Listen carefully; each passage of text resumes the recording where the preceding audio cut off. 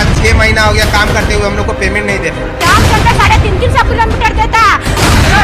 बदलाव चाहिए। वोट देने चाहते हैं, कहाँ सरकार सही काम करते हैं।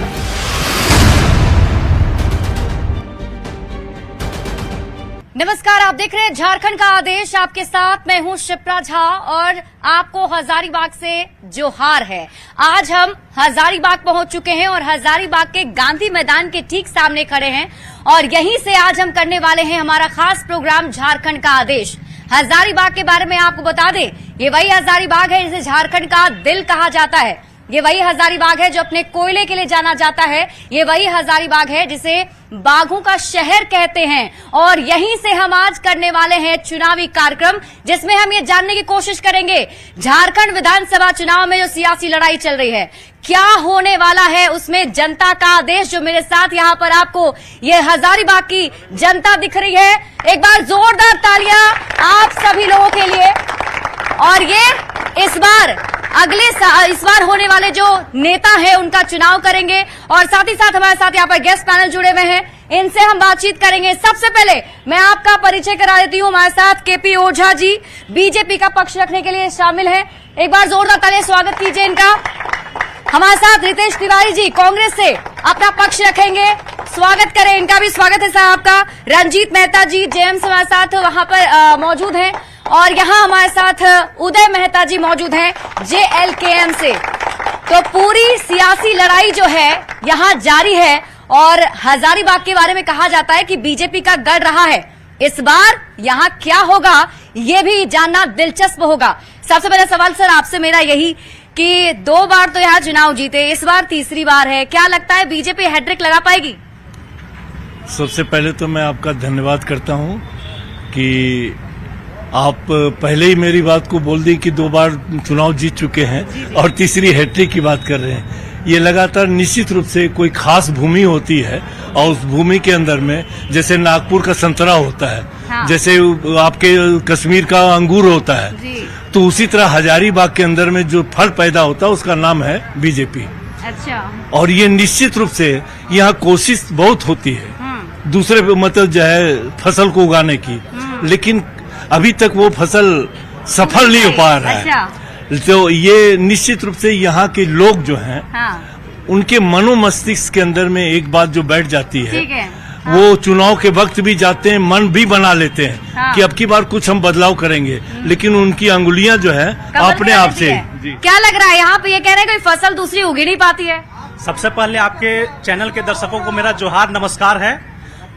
मेरे तो नाना जी लगते हैं ऐसे, मैं इनको बता देना चाहता हूं, आप बहुत अच्छे से देखे होंगे, आप ही के दौर में इससे पहले लगातार 2 बार कांग्रेस के विधायक रहे हैं माननीय सौरभ नारायण सिंह जी।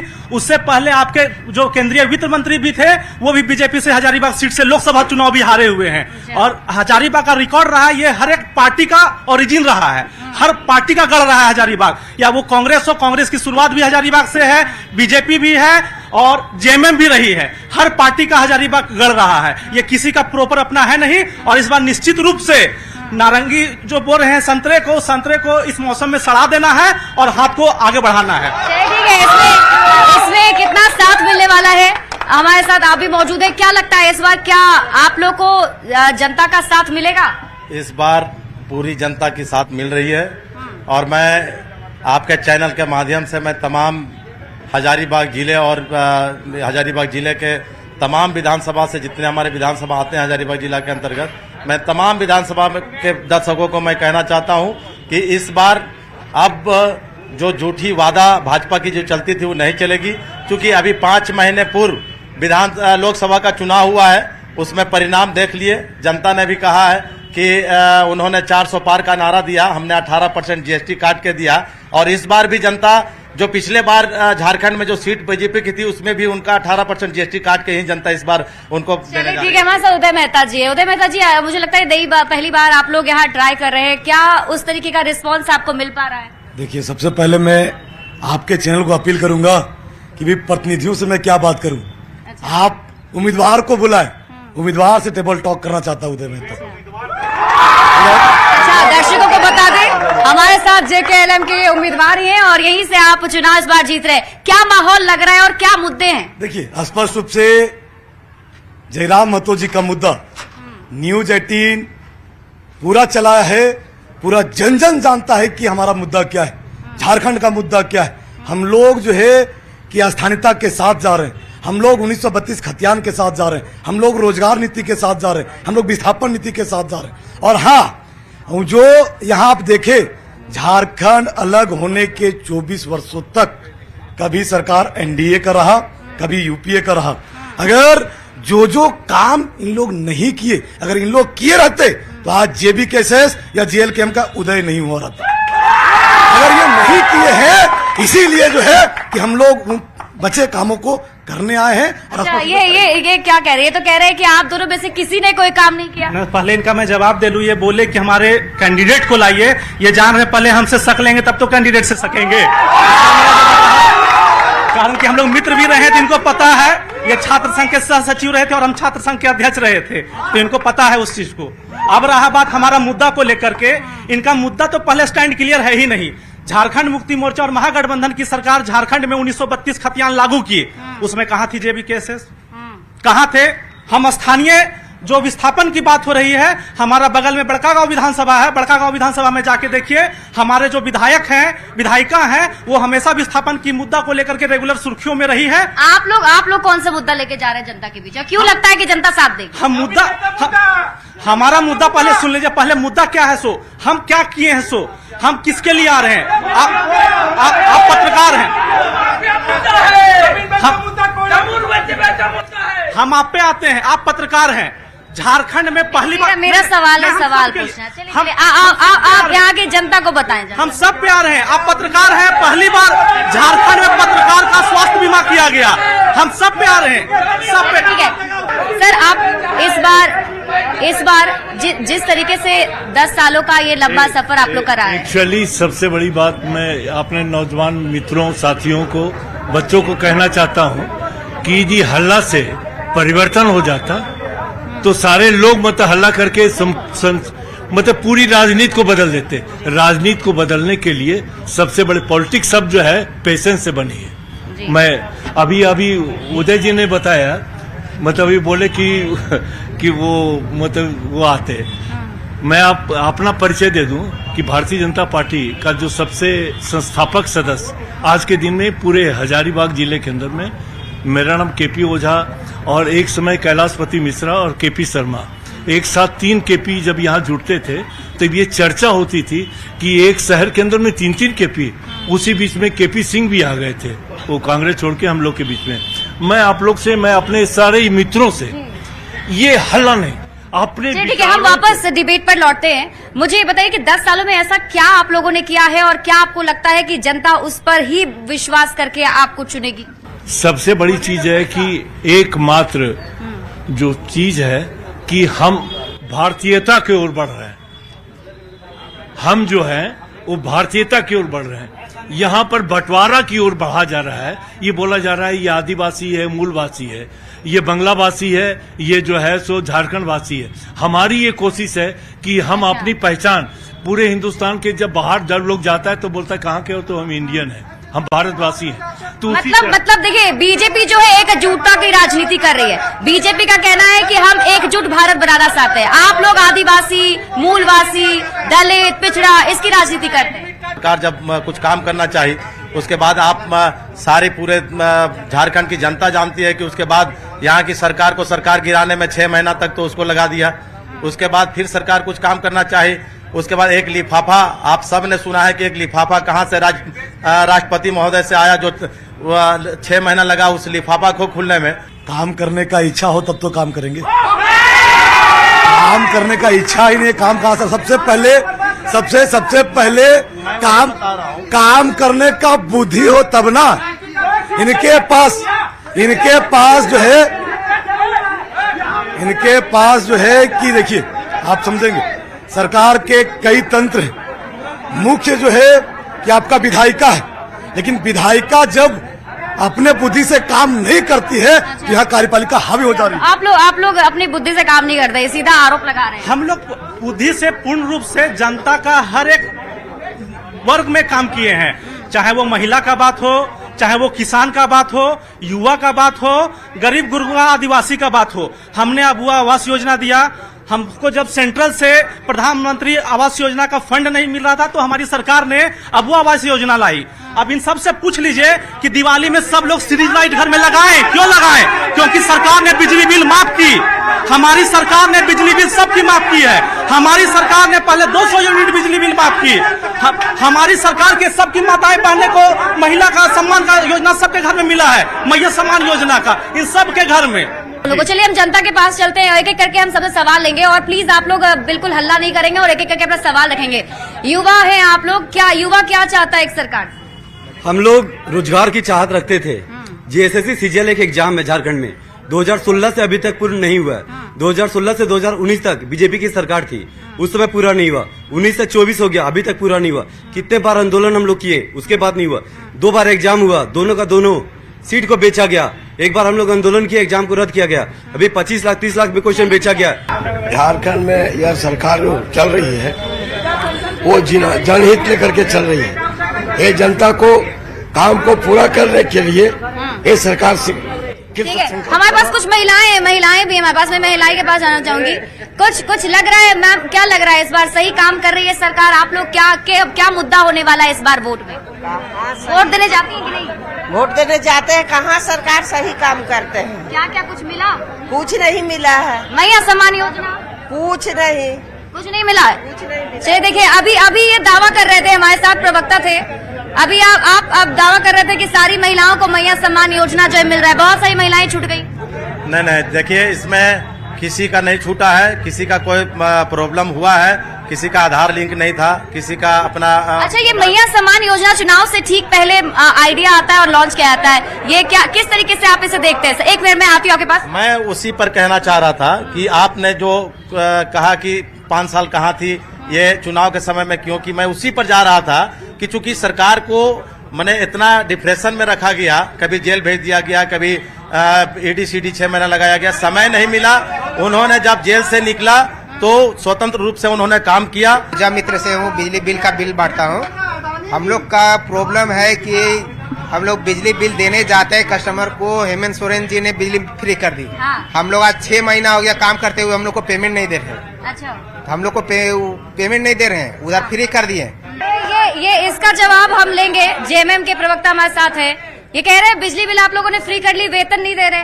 जेएमएम की सरकार बनी, हेमंत की सरकार बनी तो उस समय सबको पता था कि यहाँ 12,000 करोड़ रुपया बिजली का बकाया भारतीय जनता पार्टी की सरकार में रखा था। अच्छा। और उसको भरपाई करते करते सरकार को थोड़ा समय लगा। आप लोगों का ज्यादातर जो ब्लेम है वो सिर्फ यही होता है कि बीजेपी ने काम ही नहीं करने दिया, आप लोग को भी ये लग रहा है?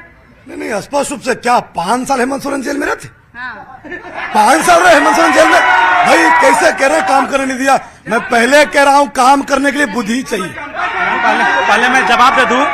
आप एक चीज बता दीजिए, आप वितरण से हैं या फिर सरकारी हैं? ये चीज का आप हमको जवाब दे दीजिए। आप लोग हेमंत सोरेन दे दी है स्थायी योजना, वो क्या बोलते हैं ठिका में, रितिका को। अब वो हम लोग को रखी, तो आप रितिका को क्यों नहीं बोलते? हम लोग को बोला गया 12,000 पर मंथ देंगे। अब वो कंपनी क्या कर रही है कि हम लोग को 5 रुपया बिल दे रही है। अच्छा, वो उसे ठिका ले ली कि एक सेकंड, मैं आ रही हूँ, मैं इसका जवाब लूंगी। 1-2 और सवाल मैं पहले कलेक्ट कर लूँ, एक एक करके जी एक एक करके। चलिए, बिजली का मुद्दा हो गया, रोजगार का मुद्दा हो गया, और क्या मुद्दा रहने वाला? अभी मेरा सवाल दोनों पार्टियों से। देखिए, यहाँ कांग्रेस भी रही 10 साल, बीजेपी भी 10 साल से है।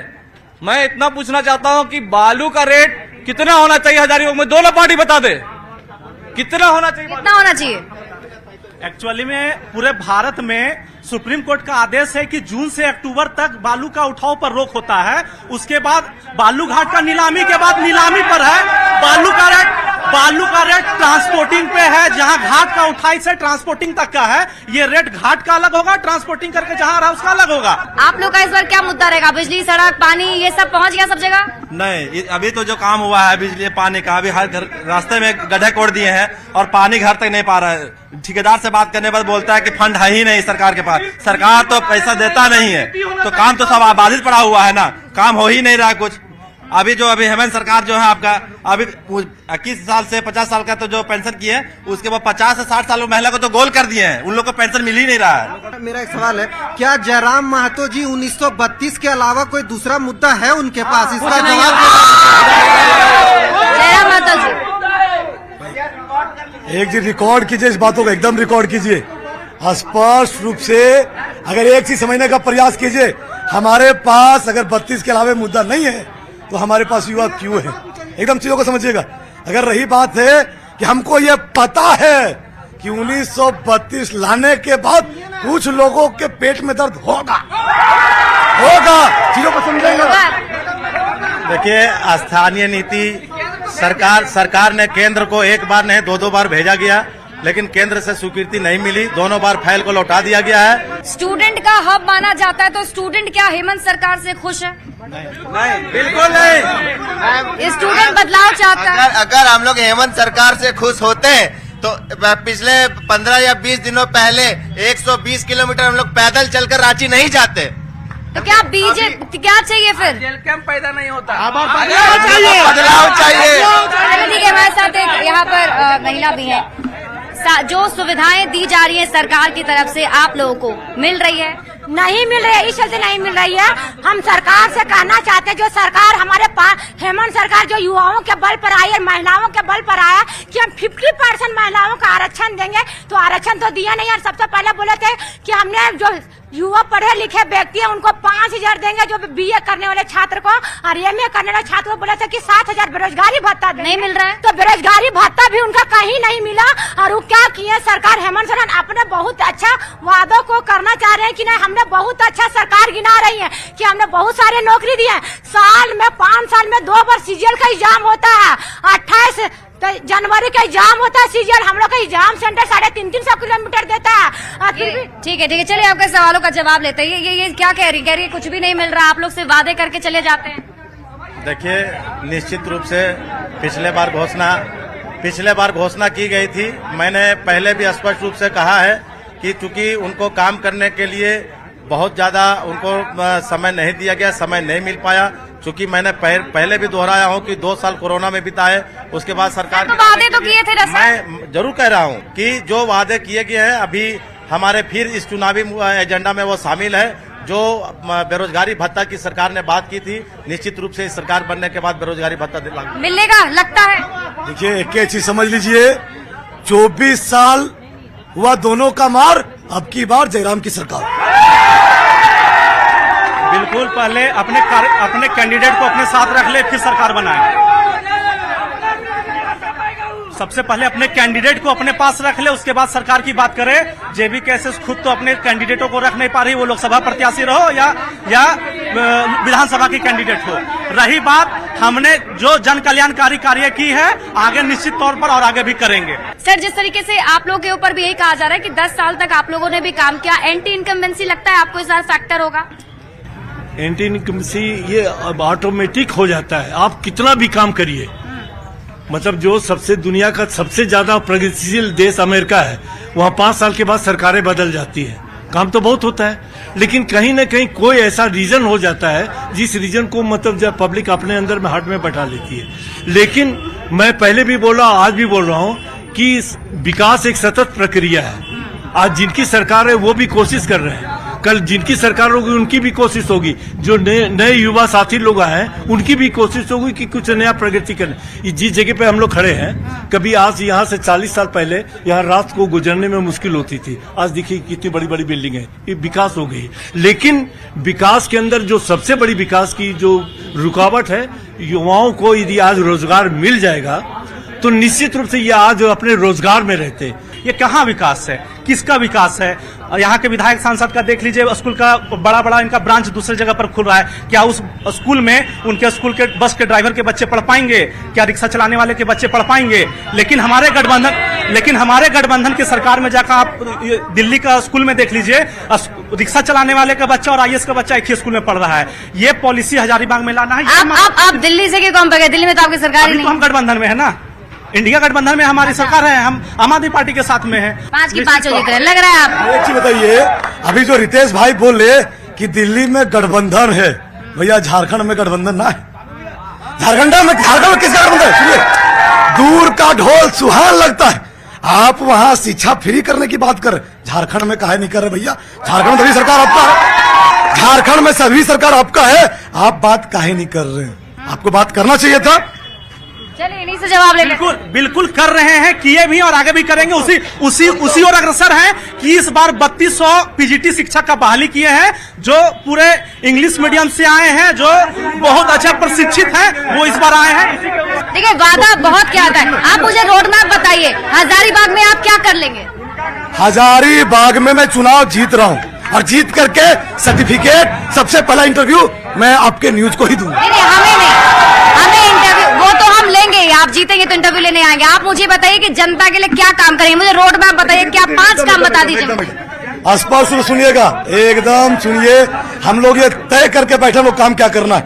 अगर राज्य का मुद्दा ले तो रोजगार नीति, विस्थापन नीति, स्थानीय नीति आपका जो है कि आज देखिएगा। और अगर क्षेत्र की बात करें तो यहाँ आप देखेंगे कि यहाँ जब भी जो शासन रहा, ये लोकसभा में भी एक पार्टी के रहे, विधानसभा में एक पार्टी के रहे, आपका नगर निगम में भी एक पार्टी रहे, लेकिन जो यहाँ विपक्ष रहा है हमेशा मूक दर्शक बनकर के रहा। एक राज्य में 2 कानून नहीं चलता, एक राज्य में 2 कानून नहीं चलता। ये जो बोले, ये तो हेमंत सरकार भी इस बात को लेकर के हमेशा बोल रही है। हेमंत सरकार भी इस बात को लेकर के हमेशा बोल रही है कि जहाँ पर अंतिम सर्वे हुआ है उसी आधार पर हम अपना मुद्दा को उठा रहे हैं, वही बात को ये कॉपी कर रहे हैं। इस बार क्या होने वाला है झारखंड का आदेश? निश्चित रूप से मतलब झारखंड का आदेश बदलाव की ओर बढ़ रहा है और भारतीय जनता पार्टी की सरकार। क्या होगा झारखंड का आदेश? हेमंत दोबारा क्या होगा? स्पष्ट रूप से ये तय मान लीजिए कि जयराम जी के अगर जितने भी सीट आए, अगर मैं दावे के साथ आपके समझ कह रहा हूँ कि अगर जयराम महतो जी अकेले अंदर जाते हैं, मुख्यमंत्री को रहे खटिया खड़ा करने का क्षमता रखते हैं। क्या होगा इस बार झारखंड का आदेश? ये सपना पूरा नहीं होगा और इस बार महागठबंधन की सरकार आएगी और पूर्ण बहुमत से आएगी। तो देखिए अपने अपने दावे हैं और अपने अपने मुद्दे हैं। जनता एक तरफ तैयार है अपने मुद्दों को लेकर वोट करने के लिए, तो वहीं दूसरी तरफ दावे भी पूरे किए जा रहे हैं। लेकिन जनता का मिजाज क्या है ये तो 23 नवंबर को ही पता चलेगा जब झारखंड का आदेश आएगा। इसी के साथ आज की इस बहस में अभी के लिए बस इतना ही। आप देखते रहिए न्यूज़ 18 बिहार झारखंड। करने का इच्छा हो तब तो काम करेंगे। 2 बार एग्जाम हुआ, दोनों का दोनों सीट को बेचा गया। हम लोग आज 6 महीना हो गया काम करते हुए, हम लोग को पेमेंट